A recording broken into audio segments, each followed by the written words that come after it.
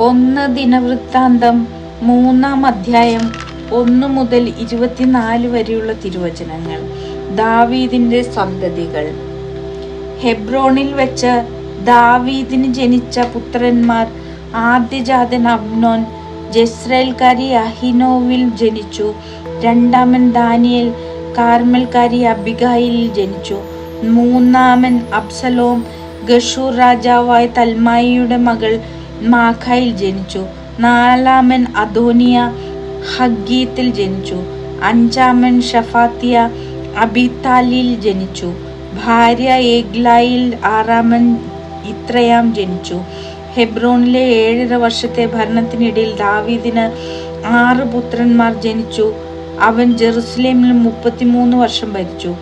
അവിടെ വെച്ച് അവന് ജനിച്ച പുത്രന്മാർ ഷിമെയ, ഷോബാബ്, നാഥാൻ, സോളമൻ എന്നീ 4 പേർ. അമ്മിയേലിന്റെ മകളായ ബത്ഷൂബ ആണ് അവരുടെ അമ്മ. ഇബ്ഹാർ, എലീഷാമ, എലിഫലേത്ത്, നോഗ, നേഫഗ്, യാഫിയ, എലിഷാമ, എലിയാദ, എലിഫേലത്ത്, ഇങ്ങനെ 9 പേർ. ഉപനാരികളിൽ ജനിച്ചവരെ കൂടാതെ ദാവീദിനുണ്ടായ പുത്രന്മാരാണ് ഇവർ. അവർക്ക് താമാർ എന്നൊരു സഹോദരിയും ഉണ്ടായിരുന്നു. സോളമന്റെ സന്തതികൾ തലമുറ ക്രമത്തിൽ: Rehoboam, Abijah, Asa, Jehoshaphat, Joram, Ahaziah, Joash, Amaziah, Azariah, Jotham, Ahaz, Hezekiah, Manasseh, Amon, Josiah.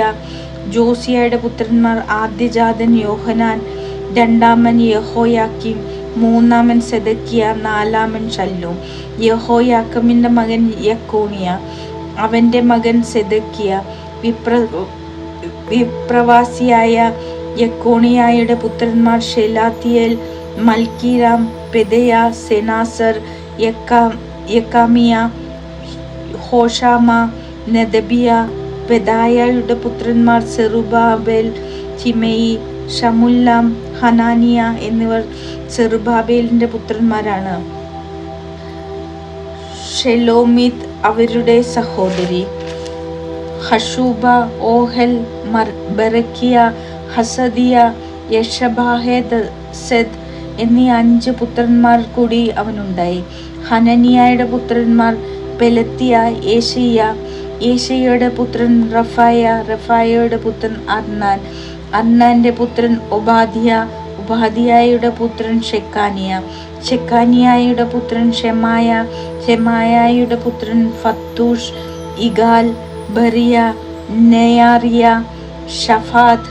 ഷെക്കാനിയായ്ക്ക് ആകെ 6 പേർ. നെയാറിയായുടെ പുത്രന്മാർ: എലിയോവേനായ്, ഹിസ്കിയ, അസ്രിക്കാം, ഇങ്ങനെ 3 പേർ. എലിയോവേനായുടെ പുത്രന്മാർ: ഹോദാവിയ, എലിയാഷിബ്, പെലായ, അക്കൂബ്, യോഹനാൻ, ദലായ, അനാനി, ഇങ്ങനെ 7 പേർ.